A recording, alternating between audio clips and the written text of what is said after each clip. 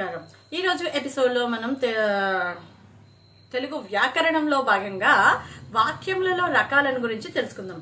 వాక్యాలలో రకాలేంటి అని అనుకుంటున్నారా? అంటే ఏం లేదండి, ఇందులో అంతగా పెద్దగా ఆలోచించాల్సిన విషయం ఏం లేదు.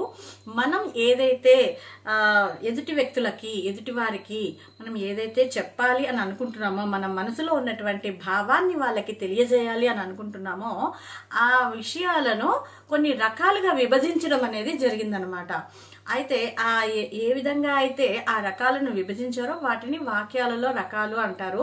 ఉదాహరణకు తీసుకున్నట్లయితే ఎదుటి వాళ్ళ మీద మనము ప్రేమను కురిపిస్తున్నాము అంటే, తన పిల్లలు లేదా ఎవరైనా కానీ ఎదుటి వ్యక్తుల మీద ప్రేమని వ్యక్తపరచడానికి మనము ప్రేమగా పోయి ఆప్యాయంగా చాలా బాగున్నారా అండి అని అంటే, ఏం నాన్నా, ఏం తిన్నావు, ఎలా ఉన్నావు అని పలకరించమనుకో, అది అందులో మనకి ఆప్యాయత, ప్రేమ అనేది మన మాటల్లో కూడా, మన భావంలో కూడా, అంటే మనం మాట్లాడేటటువంటి మాటల్లో ఉన్నటువంటి భావాన్ని అర్థం చేసుకోమని. ఏం బాగున్నావా అని అంటే అది కోపంగా చెప్పినట్లుగా అనిపిస్తుంది, అది ప్రేమగా చెప్పినట్లుగా అర్థం కాదనమాట. అలా అదే విధంగా ఎవరైనా కానీ ఏదైనా విషయాన్ని కానీ చర్చించాలనుకున్నా లేదా ఏదైనా చెప్పాలి అనుకున్నా, ఆ భావాన్ని వ్యక్తపరచడంలో ఉన్నటువంటి రకాలను వాక్య రకాలను కూడా అంటూ ఉంటారనమాట.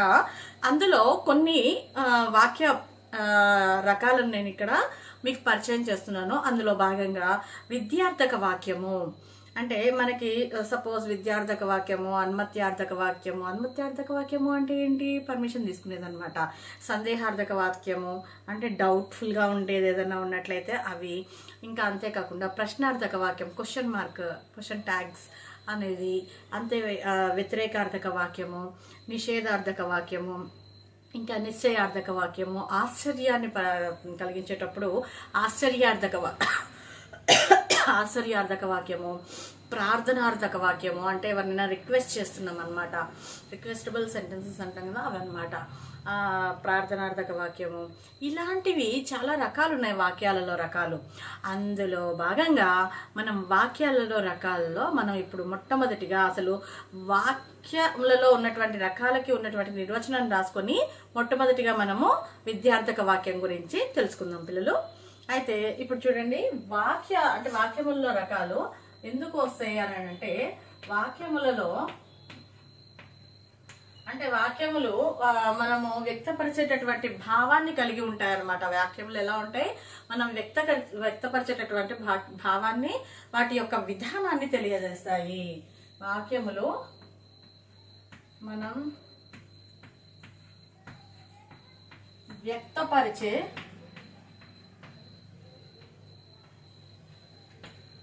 భావాన్ని మరియు విధానాన్ని తెలియజేస్తాయి.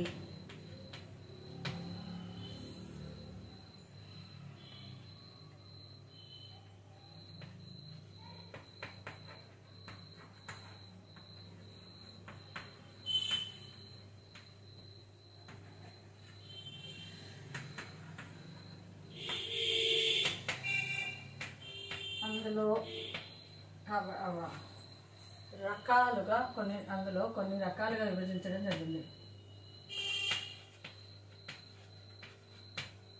అంటే వాటిని కొన్ని రకాలుగా విభజించడం జరిగింది.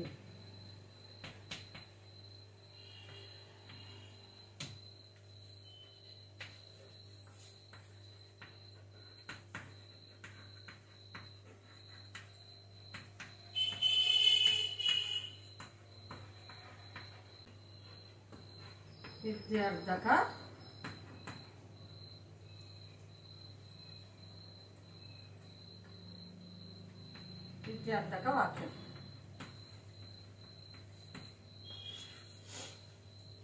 ఏంటది? విద్యార్థక వాక్యము. అయితే విద్యార్థక వాక్యం ఏంటి అని అంటే, కర్త చేయవలసినటువంటి, అంటే కర్త పని చేయాలి అని ఆదేశించినట్లుగా ఈ విద్యార్థక వాక్యం అనేది ఉంటుంది. కర్త అంటే ఏంది?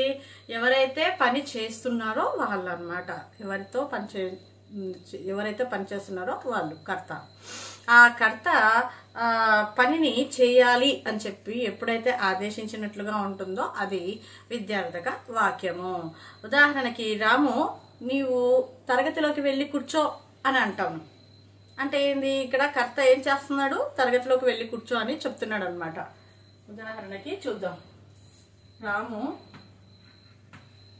నీవు తరగతిలోకి వెళ్ళి కూర్చో. కూర్చో.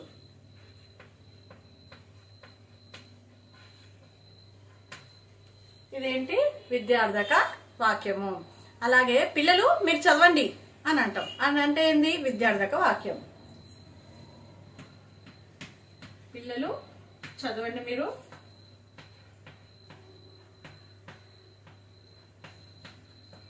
పిల్లలు చదవండి. ఇలాంటివన్నీ విద్యార్థక వాక్యాలు. నేను అంతేకాకుండా నేను వెళ్ళాల్సిందే, మీరు వెళ్ళాల్సిందే అని చెప్పినట్లయితే, అంతేకాకుండా మీరు చదువుకోండి, మీరు ఆడుకోండి, నీవు పాట పాడు, ఇలాంటివన్నీ విద్యార్థక వాక్యాల కిందకి రావడం జరుగుతుందన్నమాట.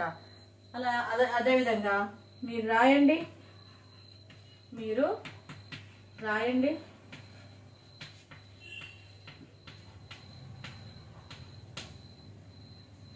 మీరు వెళ్ళకండి,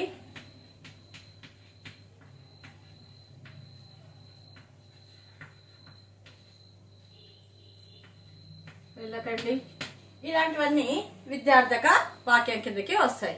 దాని తర్వాత మళ్ళీ మనము అనుమత్యార్థక వాక్యం, రెండోది ఏంటి, అనుమత్యార్థక వాక్యం గురించి తెలుసుకుందాం. పైనది కూడా రద్దు చేస్తున్నాను నేను.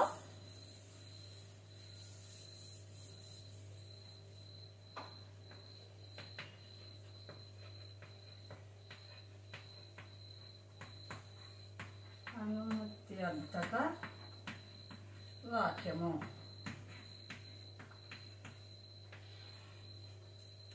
ఇక్కడ చూడండి, అనుమత్యార్థక వాక్యంలో కర్త చేయవలసినటువంటి పనిని చేయవచ్చునని అనుమతిని ఇచ్చినట్లుగా ఉంటుంది. ఎవరైతే పని చేస్తున్నారో వాళ్ళు చేయవచ్చు అనే అనుమతిని ఇచ్చినట్లుగా ఉంటుంది.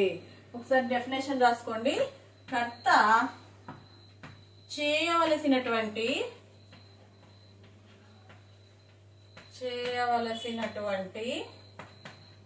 పనిని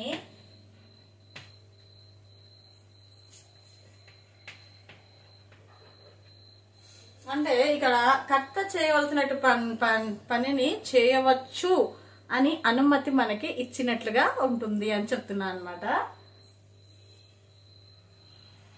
కర్త చేయవలసినటువంటి పనిని చేయవచ్చు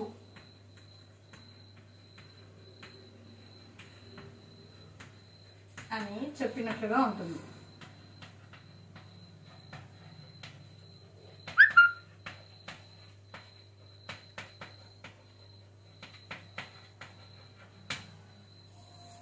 ఉదాహరణకి కొన్ని వాక్యాలను చూద్దాం ఏ విధంగా ఉంటాయి అనేది. సపోజ్ పిల్లలు ఊరికి వెళ్ళవచ్చు, అదేవిధంగా మీరు రావచ్చు, మీరు కూర్చోవచ్చు, మీరు వెళ్ళవచ్చు, మేము ఆడుకోవచ్చు, మేము ఆడుకోవచ్చా, ఆడుకోవచ్చునా, అదేవిధంగా ఇంకా నేను అన్నం తినవచ్చా, నేను సినిమాకి వెళ్ళొచ్చా, ఈ విధంగా నేను ఆటలు ఆడుకోవచ్చా, ఇలాంటివన్నీ అనుమత్యార్థక వాక్యం. నేను ఇక్కడ కూర్చోవచ్చా, అలాంటివన్నీ అనమాట. నేను లోపలికి రావచ్చా, ఇలాంటివన్నీ అనుమత్యార్థక వాక్యాలు. ఒకసారి చూద్దాం. నేను రావచ్చా,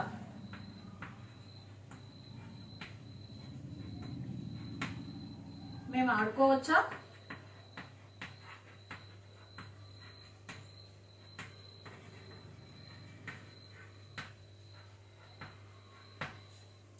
అదేవిధంగా నేను వెళ్ళవచ్చా,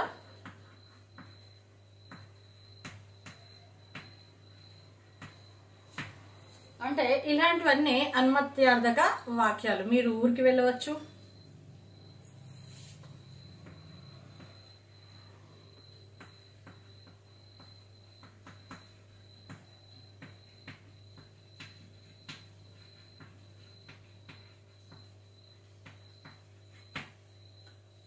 ఇలాంటివన్నీ అనుమత్యార్థక వాక్యాలు. నేను ఆటలు ఆడుకోవచ్చునా అనే క్వశ్చన్ కూడా అనుమత్యార్థక వాక్యం కిందకి వస్తుంది. నేను ఆటలు ఆడుకోవచ్చునా,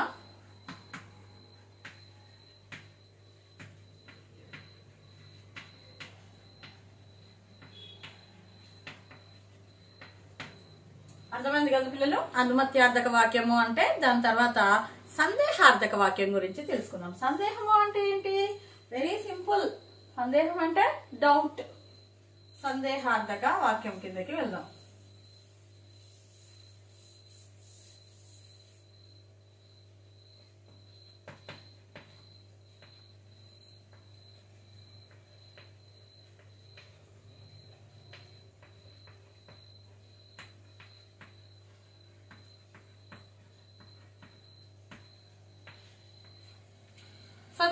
సందేహార్థక వాక్యంలో మనం ఏ విధంగా చెప్పుకోవచ్చును అంటే కర్త చేయవలసినటువంటి పనిని చేస్తాడో చేయడో అన్న అనుమానాన్ని తెలిపిస్తుంది సందేహార్థక వాక్యం. చూడండి, ఇక్కడ కర్త చేసేటటువంటి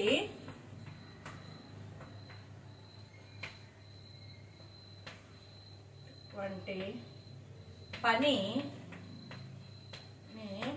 చేస్తాడో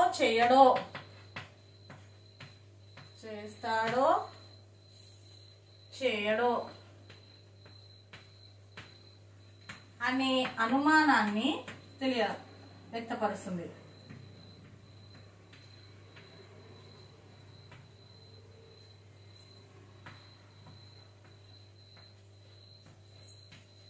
వ్యక్తపరచడాన్ని సందేహార్థక వాక్యము అంటారు.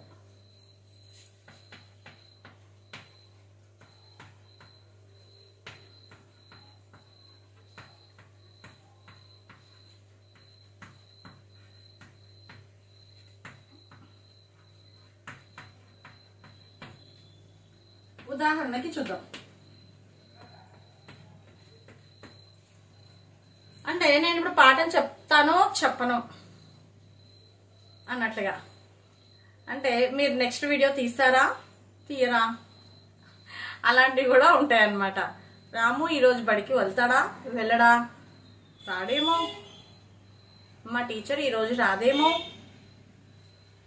మా నాన్న రేపు రారేమో, ఇలాంటివన్నీ కూడా అనుమానాన్ని వ్యక్తపరుస్తాయి కాబట్టి అది సందేహార్థక వాక్యం. డౌట్. నేను రేపు బడికి వెళ్తానో వెళ్ళనో, రేపు స్కూల్ ఉందో లేదో, ఇలాంటివన్నీ అన్నమాట. ఇలాంటివన్నీ అంటే వాళ్ళు కింద పడతారేమో, అమ్మో నా వాడికి ర్యాంక్ వచ్చేస్తుందేమో ఈ పరీక్షల్లో, ఇలాంటివన్నీ నాకు 10/10 వస్తుందో రాదో, ఇలాంటివన్నీ ఏంటి? సందేహార్థక వాక్యాలు. అర్థమవుతుంది కదా పిల్లలు మీకు అందరికీ? వాక్యాలు అనేవి ఏ విధంగా విభజించడం జరిగింది, వాక్యాలలో రకాలు అనేది ఏంటి అనేది ఇక్కడ చూద్దాం. రవి చూస్తాడో చూడడో. రవి చూస్తాడో లేదో, చూడడు. అంటే ఈ విధంగా అంటే అతడు వస్తాడో రాడో, ఇలాంటివన్నీ వచ్చేవన్నీ ఏంటి? సందేహార్థక వాక్యాలు. రేపు బడి ఉంటుందో ఉండదో, బడి ఉంటుందో ఉండదో,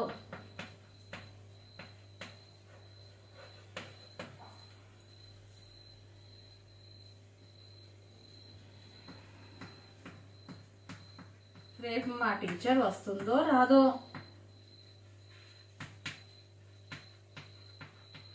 వస్తారో రారో,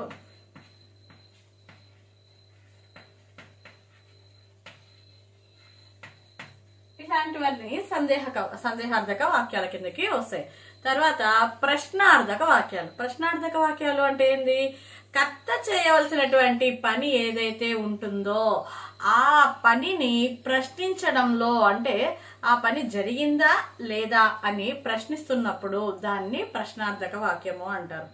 అంటే ఏంది, ఏదైనా పనిని అంటే కర్త చేయవలసిన పని జరిగిందా అని ప్రశ్నిస్తున్నట్లు మనకి ఈ వాక్యం అనేది ఉండడం జరుగుతుంది. ఇది అర్థమైంది కదా సందేహార్థక వాక్యము. ఇప్పుడు ప్రశ్నార్థక వాక్యం రాద్దాం 4వది.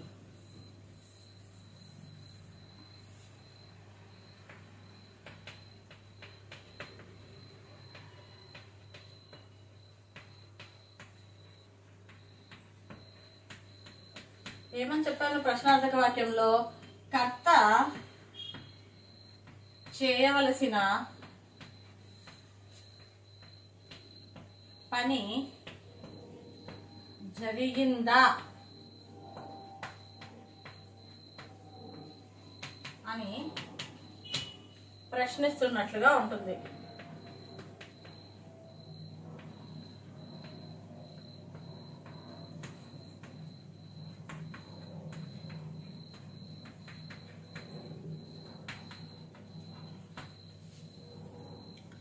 ఇక్కడ ఏమని చెప్పాను నేను? ఇక్కడ కర్త చేయవలసినటువంటి పని జరిగిందా అని ప్రశ్నిస్తున్నట్లుగా ఉంటుంది అన్న. లలిత బడికి వచ్చిందా? వచ్చిందా అంటే ఏంటది? ప్రశ్నార్థకం. నువ్వు హోంవర్క్ చేసావా? నువ్వేం చేస్తున్నావు? ఇలాంటివన్నీ ప్రశ్నార్థక వాక్యాలు. వాళ్ళు ఏం చేస్తున్నారు? నిన్న ఏం చేసావు? నిన్న హోంవర్క్ చేసావా? ఇలాంటివన్నీ ఏంటి? ప్రశ్నార్థక వాక్యాలు. ఇంకా ఇవన్నీ సపోజ్ మనం ఏదైనా ఫంక్షన్కి వెళ్ళాము, అక్కడ చాలా డిషెస్, చాలా వెరైటీ ఆఫ్ డిషెస్ చూసాము, చాలా రకాల ఆహార పదార్థాలు చూసాము, చాలా బాగున్నాయి, కొన్ని బాగాలేదు. అవన్నీ బాగున్నాయా? ఆ ఆహార పదార్థాలు అన్నీ బాగున్నాయి, ఆ ఫుడ్ అంతా బాగుందా అంటే ఏంది? ప్రశ్నార్థకం వాక్యం. నువ్వు ఎక్కడికి వెళ్ళావు? నిన్న నీవు ఎక్కడికి వెళ్ళావు? రేపు స్కూల్కి వస్తున్నావా? రేపు హోంవర్క్ చేస్తున్నావా? ఇలాంటివన్నీ ఏంటి? ప్రశ్నార్థక వాక్యాలు. చూద్దాం.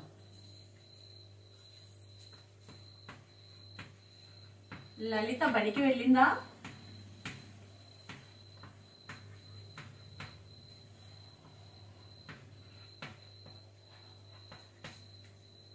నీవేం చేస్తున్నావు?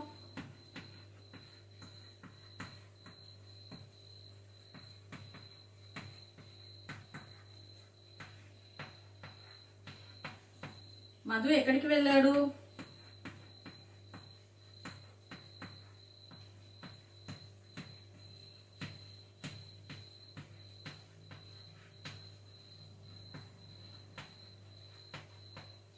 నాన్న ఎప్పుడు వస్తారు?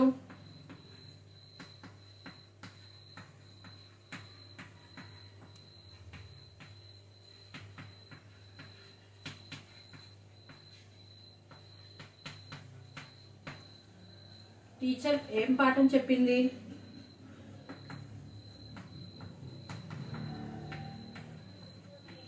ఏ పాఠం చెప్పింది? ఇలాంటివన్నీ క్వశ్చన్ మార్క్.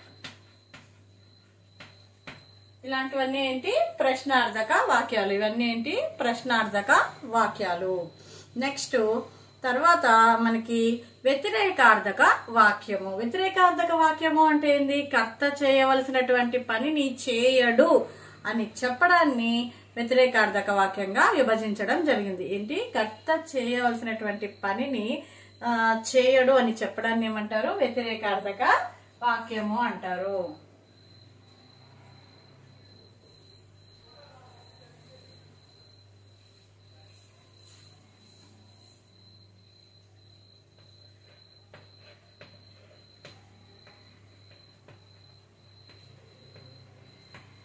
వ్యతిరేకార్థక వాక్యం. కర్త చేయవలసినటువంటి పనిని చేయడు అని చెప్పడాన్ని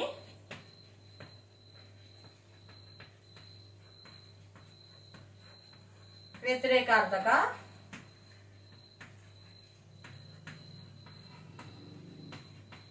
వాక్యం అంటారు.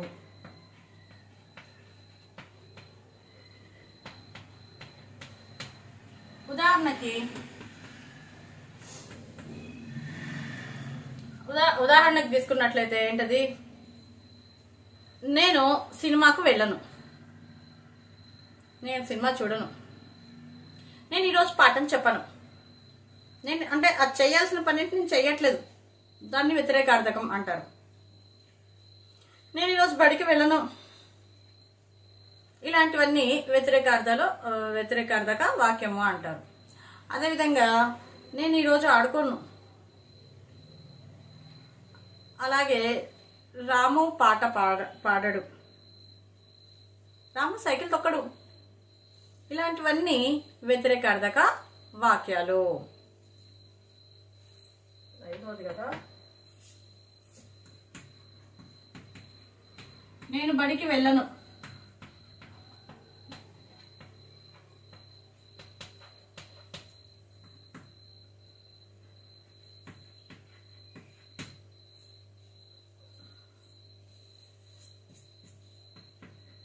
నేను పాట పాడను,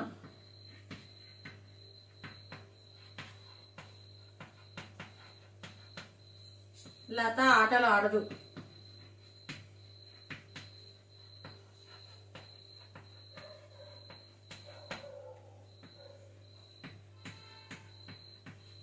అమ్మ వంట చేయదు,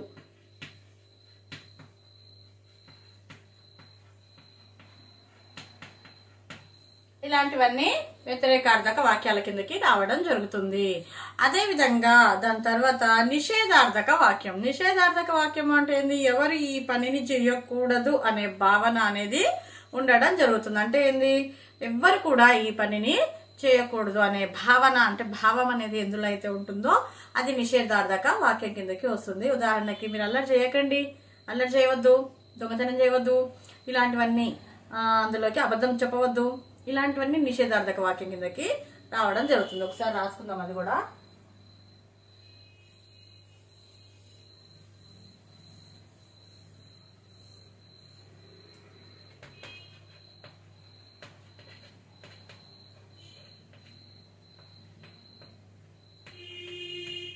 నిషేధార్థక వాక్యం. నిషేధార్థక వాక్యంలో ఏమొస్తుంది? ఎవరు ఈ పనిని చేయకూడదు, ఈ పనిని చేయకూడదు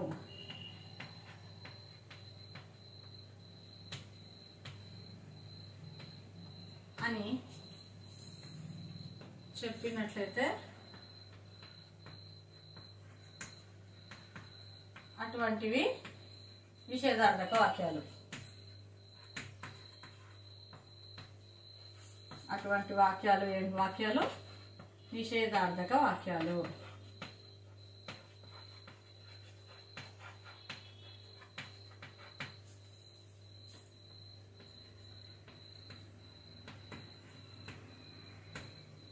ఉదాహరణకి, పిల్లలు అల్లరి చేయవద్దు,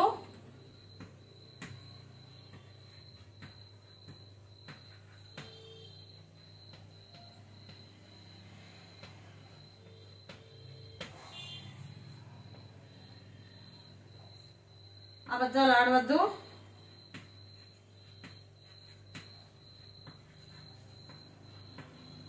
అబద్ధాలు ఆడకండి, దొంగతనం చేయకండి,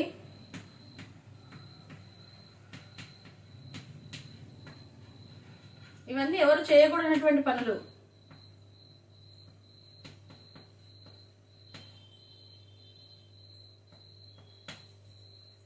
ఇలాంటివన్నీ ఏవైతే ఉంటాయో అవన్నీ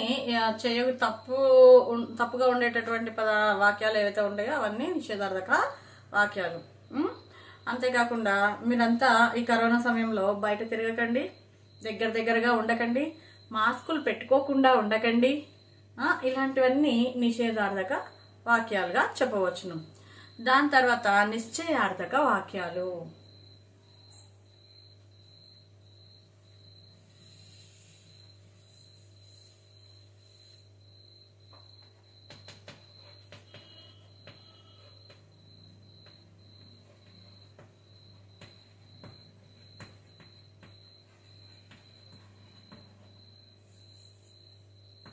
నిశ్చయార్థక వాక్యం. వాక్యము అన్నాను కదా, నిశ్చయార్థక వాక్యము అంటే ఏం లేదు, మనం ఏదైనా కానీ ఒక నిశ్చయాన్ని తెలిపేటప్పుడు వాడేటటువంటి వాక్యాన్ని నిశ్చయార్థక వాక్యము అంటారు. ఉదాహరణకి, నేను ఈరోజు తప్పకుండా వస్తాను, నేను ఈరోజు పాఠం చెప్తాను, నేను రేపు ఊరికి వెళ్తాను, ఇలాంటివి ఏవైనా ఖచ్చితంగా చేసేటటువంటి పనులు, నిశ్చితంగా చెప్పేటటువంటి పనులను నిశ్చయార్థక వాక్యాలు అని చెప్పడం జరుగుతుందన్నమాట. ఒకసారి రాసుకుందాం డెఫినేషన్. ఏదైనా ఒక పనిని నిశ్చయంగా తెలియజెప్పడాన్ని, అంటే నిశ్చయంగా తెలిపేందుకు వాడేటటువంటి వాక్యాన్ని, నిశ్చయంగా తెలిపేందుకు వాడేటటువంటి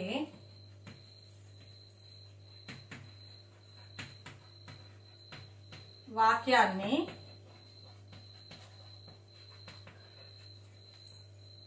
నిశ్చయార్థక వాక్యము అంటారు.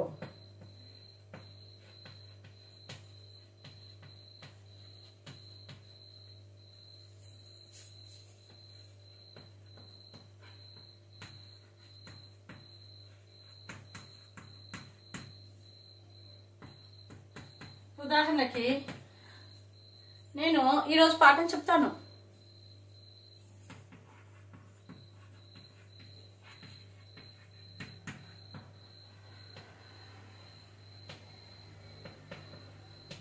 నేను రేపు ఊరికి వెళ్తాను,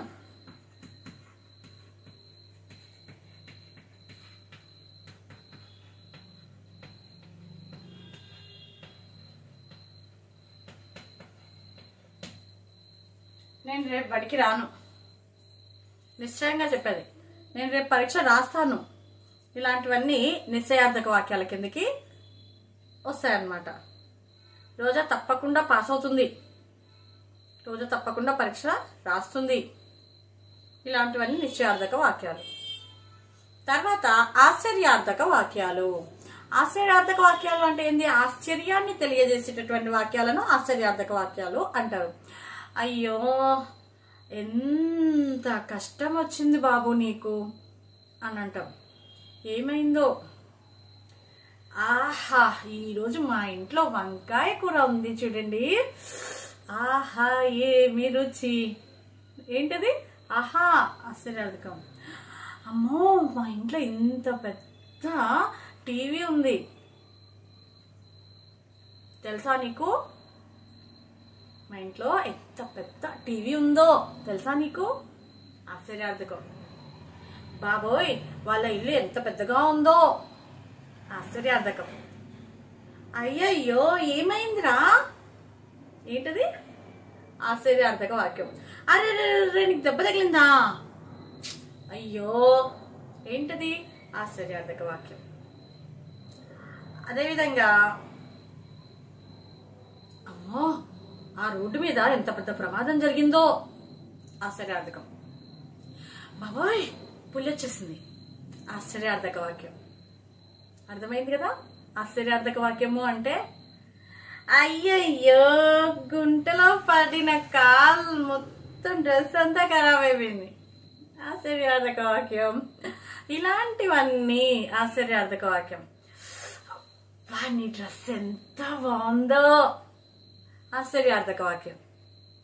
ఇవన్నీ మనకి ఆశ్చర్యాన్ని కలిగించేటటువంటి వాక్యాలన్నీ ఆశ్చర్యార్థక వాక్యాలు అన్నమాట. చూద్దాం ఒకసారి.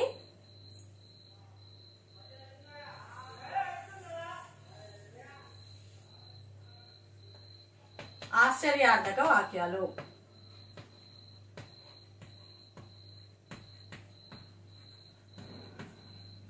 ఆశ్చర్యార్థక వాక్యం ఏదైనా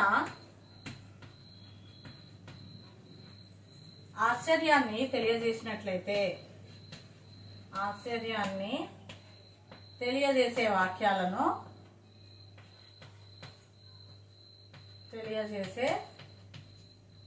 వాక్యాలను ఆశ్చర్యార్థక వాక్యాలు అంటారు.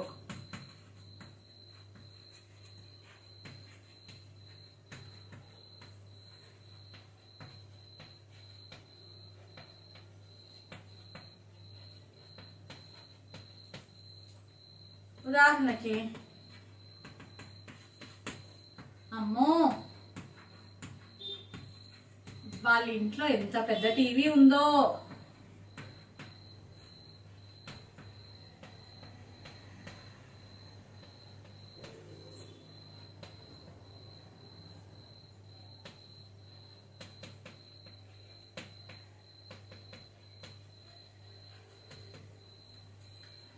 బా, నీ గౌన్ ఎంత బాగుంది.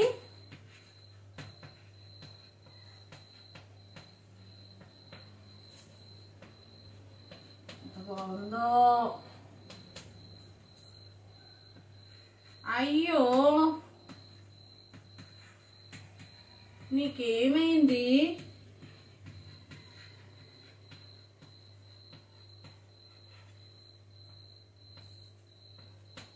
నీకేమైంది? అర్రరే, అంతా బురద బురద.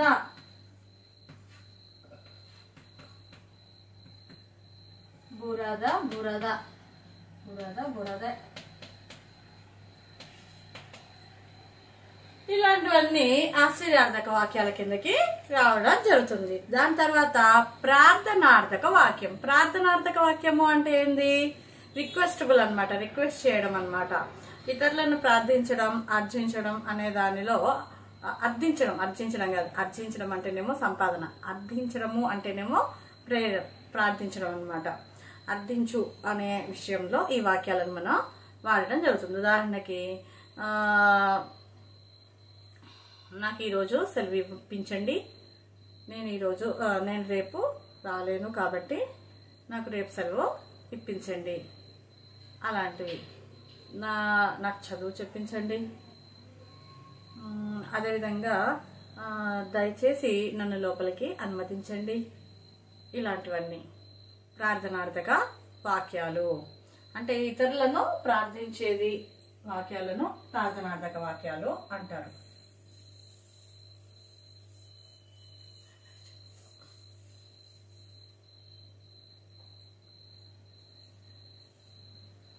ఎన్నో చెప్పుకుంటున్నాం మనం. ఇప్పుడు మన 5, 6 ప్రార్థనార్థక వాక్యము 9.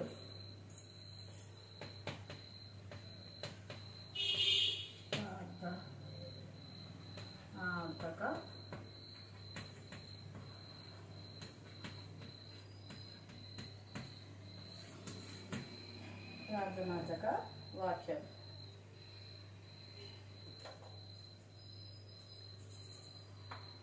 ప్రార్థనార్థక వాక్యము అంటే ఏంది? ఇతరులను అర్థించు, అంటే వాళ్ళని ప్రార్థించడము, అర్థించడము అలాంటి వాక్యాలను, అంటే ఇతరులను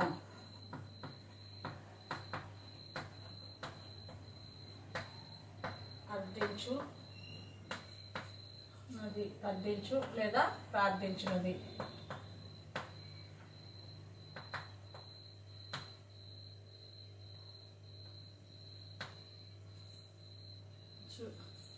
విధంగా ఉండే వాక్యాలను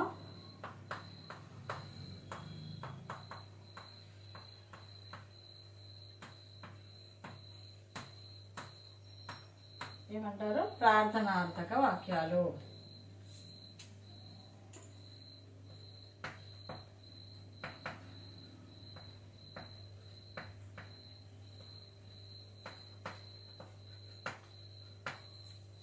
ఉదాహరణకి, నాకు సెలవు ఇప్పించండి,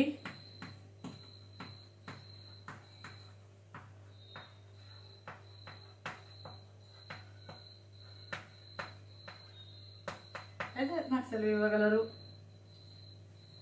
అంతేకాకుండా, నేను లోపలికి రావచ్చా, నాకు అనుమతి ఇవ్వండి, నాకు అనుమతినివ్వండి.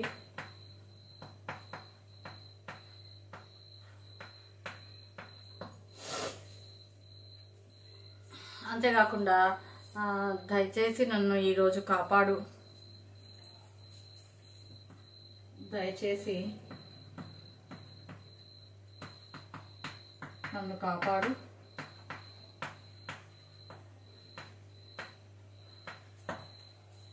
ఇంకా తర్వాత, లోపలికి అనుమతించండి, నేను బయటికి వెళ్ళడానికి అనుమతినిస్తారా, ఇలాంటివన్నీ ప్రార్థనార్థక వాక్యాలు. దాని తర్వాత అప్యార్థక వాక్యం. అప్యార్థక వాక్యము అంటే అందులో అప్పి అంటే కూడా అర్థం అనేది ఉందన్నమాట. అంటే అప్పి అనేది కూడా అనే అర్థాన్ని తెలియజేస్తుంది. అప్పి అనగా ఏంటి? కూడా అనే అర్థాన్ని తెలియజేస్తుంది. అలాంటి పదాలని అప్యార్థక వాక్యాలు అని చెప్పడం జరుగుతుంది అనమాట. అంటే సపోజ్ ఇప్పుడు మనకి వర్షాలు వస్తున్నాయి. వర్షాలు వచ్చినా కానీ చెరువు నిండలేదు. వచ్చినా అంటే వర్షాలు వస్తున్నా కూడా చెరువు నిండలేదు. అధికారులు వచ్చినా కూడా పనులు జరగలేదు. వర్షాలు పడినా కానీ ధరలు తగ్గలేదు. రైలు వచ్చినా కానీ చుట్టాలు రాలేదు. ఇలాంటివన్నీ అప్యార్థక వాక్యాలు.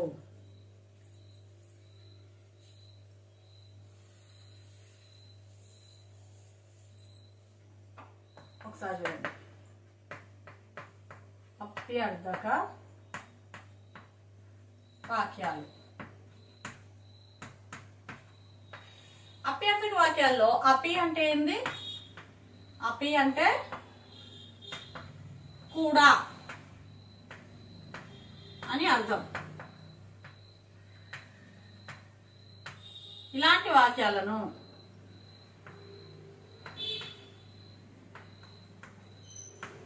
ఏమంటారు? అప్యార్థక వాక్యాలు.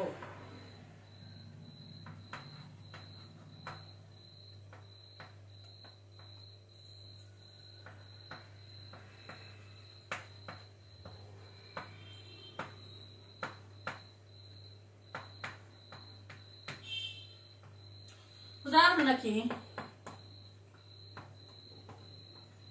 రైలు వచ్చినా కానీ రైలు వచ్చినా కూడా కూడా లేకపోయినా పర్వాలేదు, ఇక్కడే మీకు అర్థమైపోయింది కూడా అనేది. రైలు వచ్చినా చుట్టాలు రాలేదు.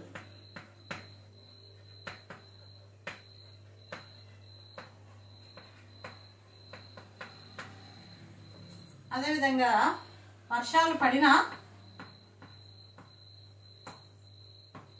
అంటే పడినా కూడా. వర్షాలు పడినా మళ్ళీ రాయట్లేదండి ఇక్కడ. వర్షాలు పడినా పంటలు పండలేదు.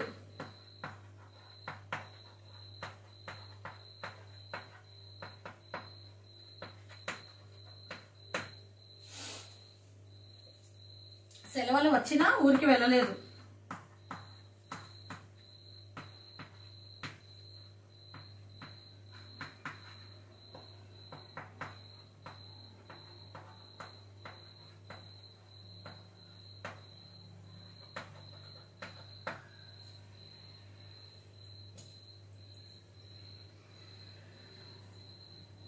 అలాగే ఇలాంటి వచ్చిన చేసిన ఇలాంటి పదాలు వచ్చినట్లయితే దాన్ని ఏమంటారు? అప్యార్థక వాక్యాలు అని చెప్పడం జరుగుతుంది. నెక్స్ట్ శత్రార్థక వాక్యాలు. ఎన్ని రకాలు ఉన్నాయో చూడండి ఇందులో.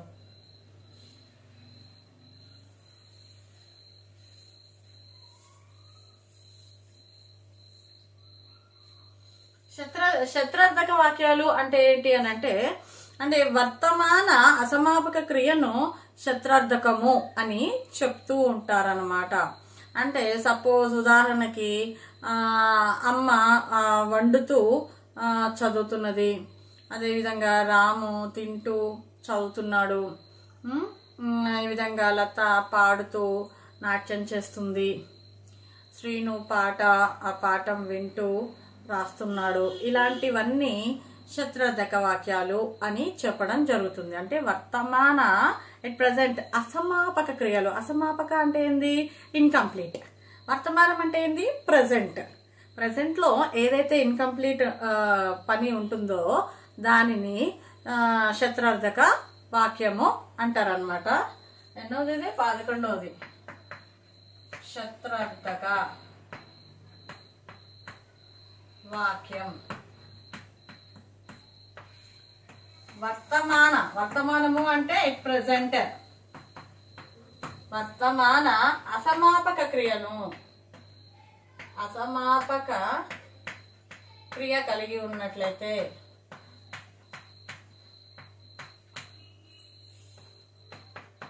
ఉన్నట్లయితే దానిని శత్రార్థక వాక్యాలు అంటారు.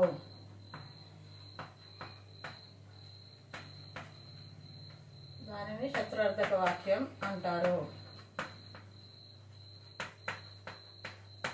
ఉదాహరణకి లత పాడుతూ నాట్యం చేస్తుంది.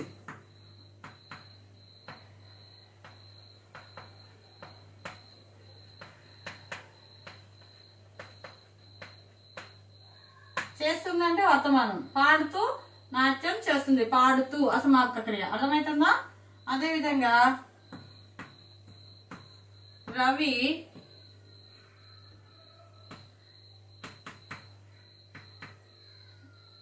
ఆడుతూ పాడుతున్నాడు.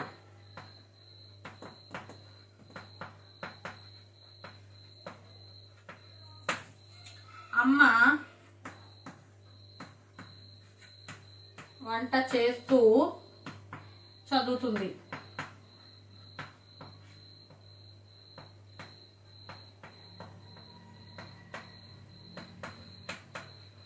అంటే ఇక్కడ ప్రజెంట్ టెన్స్ వర్తమానం జరుగుతుంది, ఇక్కడ అసమాపక క్రియ కూడా ఉన్నది. నెక్స్ట్ తద్ధర్మాత్మక వాక్యము అంటే ఏంటో తెలుసుకుందాం. అంటే తద్ధర్మము అంటే ఏంటి? 3 కాలాల యందు జరుగు పనులను తెలియజేసేది తద్ధర్మ కాలము అని చెప్పడం జరుగుతాం కదా, చెప్పుకుంటూ ఉంటాం కదా. అంటే సూర్యుడు తూర్పున ఉదయించును, అగ్ని మండుతుంది, గాలి వీస్తుంది, ఇలాంటివన్నీ తద్ధర్మక వాక్యాలు అన్నమాట. ఆవు పాలు మధురంగా ఉంటాయి, చాలా తీయగా ఉంటాయి. సముద్రపు నీరు ఉప్పగా ఉంటుంది. అంటే అది 3 కాలాల్లో జరిగేటటువంటి పని అన్నమాట. ఏదైతే 3 కాలాల యందు జరుగుతుందో ఆ పనులను తెలియజేసేటటువంటి వాక్యాలని తద్ధర్మార్థక వాక్యము అంటారు.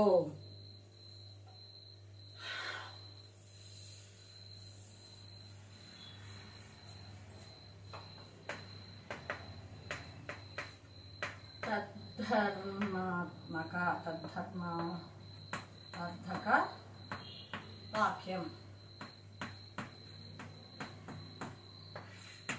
ఏదైతే 3 కాలాలలో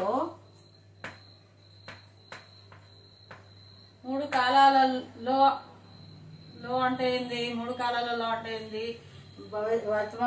భవిష్యత్తు వర్తమాన కాలాల్లో 3 కాలాలలో ఏ పనులైతే ఏదైతే 3 కాలాలలో జరుగుతుందో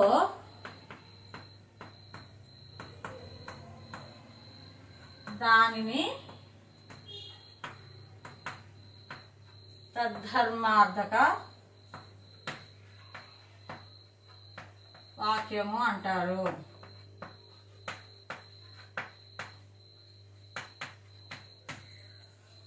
దాన్ని ఏమంటారు? తద్ధర్మార్థక వాక్యము అని చెప్పడం జరుగుతుంది. అయితే ఉదాహరణకి ఏమనుకున్నాం మనము చూద్దాం ఒకసారి.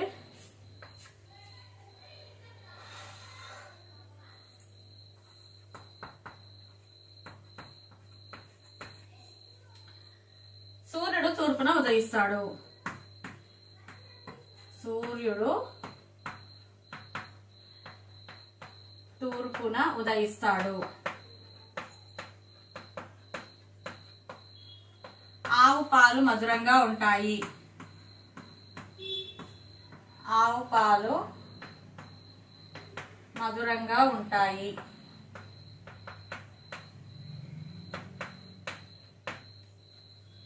గాలి వీస్తుంది.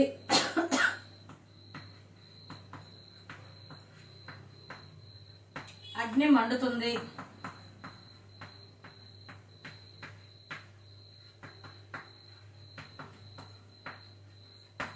ఇలాంటివన్నీ తద్ధర్మార్థక వాక్యాల కిందకి రావడం జరుగుతుంది. ఇక ఆశీర్వచనార్థక వాక్యము. ఆశీర్వచనార్థక వాక్యము అంటే ఏంది? ఆశీస్సులను తెలియజేసేటటువంటి వాక్యాలను ఆశీర్వార్ధక వాక్యాలు అంటారు. అంటే ఆశీర్వచనార్థక వాక్యాలు అని చెప్పడం జరుగుతుంది. నీకు శుభం కలుగుగాక, నువ్వు చల్లంగా ఉండు, నిండు నూరేళ్ళు చల్లగా వర్ధిల్లు, 1000 అదేంది తర్వాత అదేవిధంగా నీకు విజయం సిద్ధిస్తుంది కాక, 1000 ఏళ్ళు చల్లగా బతుకయ్యా అని దీవిస్తూ ఉంటారు కదా, నువ్వు చల్లగా ఉండాలయ్యా అని దీవిస్తూ ఉంటారు కదా. ఇలాంటివన్నీ ఆశీర్వచనార్థక వాక్యాలు, అంటే ఆశీర్వాదక వాక్యాలను కూడా చెప్పవచ్చును, ఆశీర్వచనార్థక వాక్యాలను కూడా చెప్పవచ్చును. ఆశీర్వచనార్థక వాక్యాలు అంటే ఏమిటో ఇప్పుడు మనం తెలుసుకున్నాము.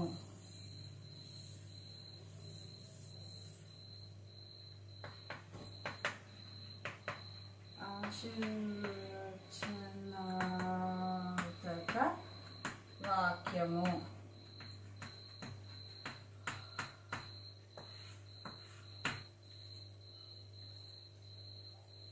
ఆశీర్వచనార్థక వాక్యానికి ఉదాహరణ అదేంటి డెఫినేషన్ ఏంటి, ఏమని చెప్పుకుంటున్నాము, ఆశీస్సులు తెలియజేసేటటువంటిది. ఈ విధంగా రాసుకోవాలి. ఆశీస్సును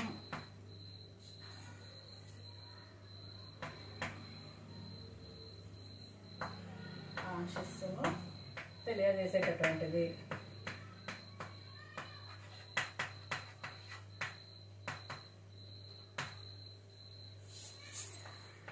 వంటి వాక్యాలను ఏం వాక్యాలు అంటారట, ఆశీర్వచనార్థక వాక్యాలు వాక్యం అంటారు. వాక్యాలను వాక్యాలు అంటారు. ఉదాహరణకి నీవు చల్లగా ఉండు,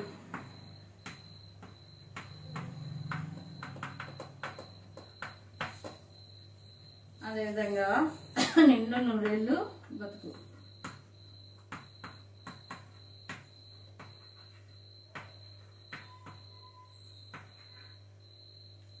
నిన్ను నూరేళ్ళు బతుకు,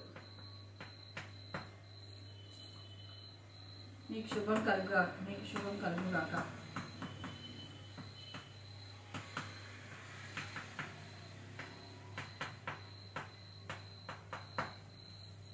ఇలాంటివన్నీ ఏంటి, ఆశీర్వచనార్థక వాక్యాలు అని చెప్పుకోవడం జరుగుతుంది. నెక్స్ట్ హేత్వార్థక వాక్యము. హేత్వార్థక వాక్యము అంటే ఏంది, హేతువు అంటేనే కారణము అని అర్థం. హేతువు అనే పదానికి అర్థం ఏంటి, కారణము. అంటే ఒక పని జరగడానికి ఒక కారణం అనేది ఉండాలన్నమాట. అయితే అలాంటి వాక్యాలను హేత్వార్థక వాక్యాలు అని అంటారు. ఉదాహరణకి నేను బాగా చదవడం వల్ల మార్కులు వచ్చాయి అంటే, నేను బాగా చదువుకోవడం అనే కారణం వల్లనే మార్కులు వచ్చాయి. నీవు బాగా చదవడం వల్లనే నీకు ఫస్ట్ ర్యాంక్ వచ్చింది అంటే, నువ్వు చదవకపోతే ఫస్ట్ ర్యాంక్ వస్తుందా, రాదు కదా. అంటే ఏంది, హేత్వార్థక వాక్యం అది. అదేవిధంగా వరదలు రావడం వల్లనే చాలా ఇబ్బందులు వచ్చాయి, తుఫాన్ రావడం వల్లనే చాలా, అంటే ఆ కారణం వల్లనే చాలా నష్టం అనేది వచ్చింది. కరోనా రావడం వల్లనే ప్రజలు చాలా మంది చనిపోయారు. ఇలా వర్షాలు కురవడంతో రైతులు చాలా ఆనందించారు, ఎందుకు, పంటలు బాగా పండుతాయి కదా అని. ఇలా దీనిని హేత్వార్థక వాక్యాలు అని అంటారు. అంటే హేతువు అంటే కారణం, కారణం అంటే ఏదైనా ఒక పని జరగడానికి ఒక నిమిత్తం అనేది ఉండాలన్నమాట. దాన్నే హేత్వార్థక వాక్యము అంటారు. ఉదాహరణకి ఇప్పుడు చూద్దాం.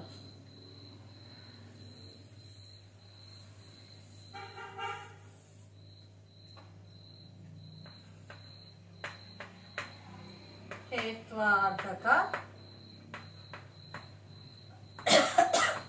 వాక్యం. హేతువు అంటే ఇక్కడ రాస్తున్నా, హేతువు అనగా కారణం. ఏదైనా ఒక పని జరగడానికి ఒక నిమిత్తం కావాలి.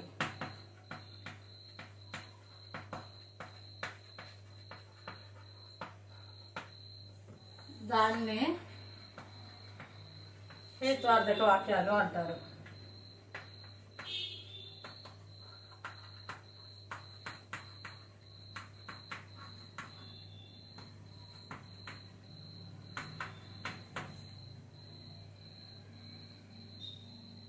ఉదాహరణకి కరోనా రావటం వలన చాలా మరణాలు సంభవించాయి.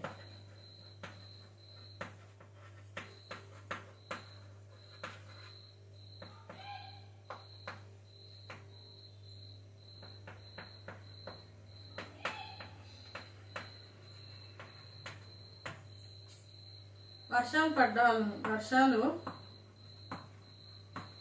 పడటం వలన రైతులు సంతోషించారు.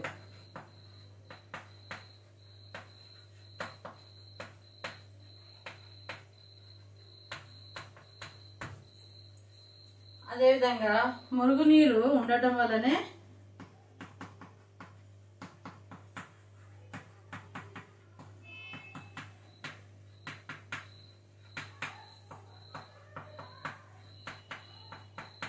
దోమలు వచ్చాయి.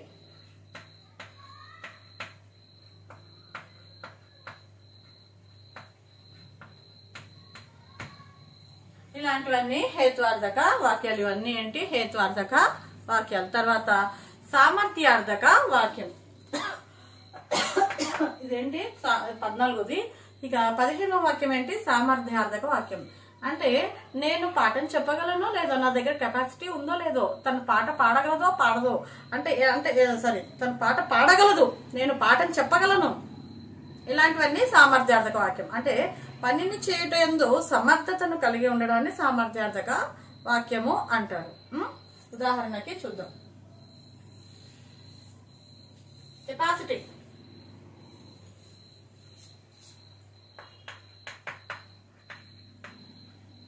సామర్థ్యార్థక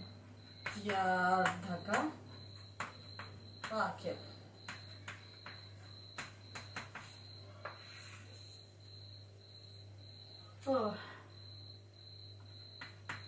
ఏదైనా విషయం నందు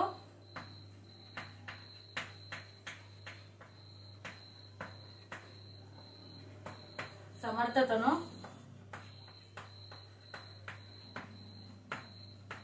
తెలియజేసే వాక్యాలను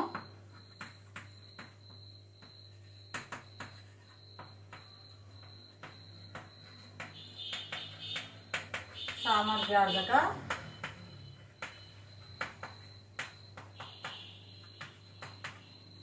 వాక్యాలు అంటారు.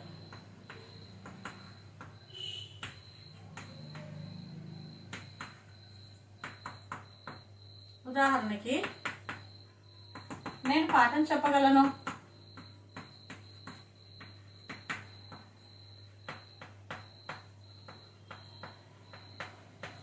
లత చిత్రాలు గీయగలదు, అంటే డ్రాయింగ్.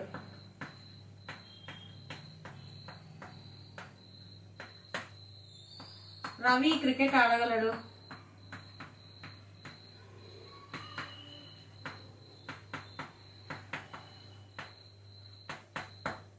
రమ పాట పాడగలదు.